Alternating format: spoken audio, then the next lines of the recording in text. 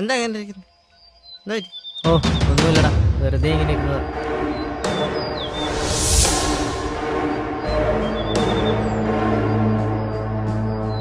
മോനെ, നമ്മുടെ ജാതിന്നൊരു പെണ്ണിനെ കെട്ടിയാലേ ഇട്ടന് മതിയാവൂ. അതിനെ നമ്മളൊക്കെ ഇവിടെ ഇല്ലാതാവണം.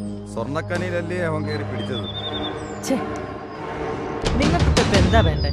നിന്റെ കയ്യും കാലും ഞങ്ങൾ തല്ലി ഒടിക്കും. നിന്നെ ഞങ്ങൾ കാത്തു കിടക്കുകയായിരുന്നു. ജീവൻ വേണേ നാട് വിട്ടോ.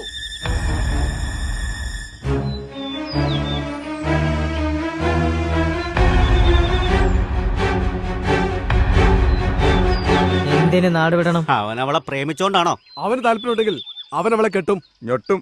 എങ്കിലേ ഇവിടെ ചോരപ്പുഴ ഒഴുകും. എങ്കിലോ ചോരപ്പുഴ നമുക്കൊന്ന് കാണണം.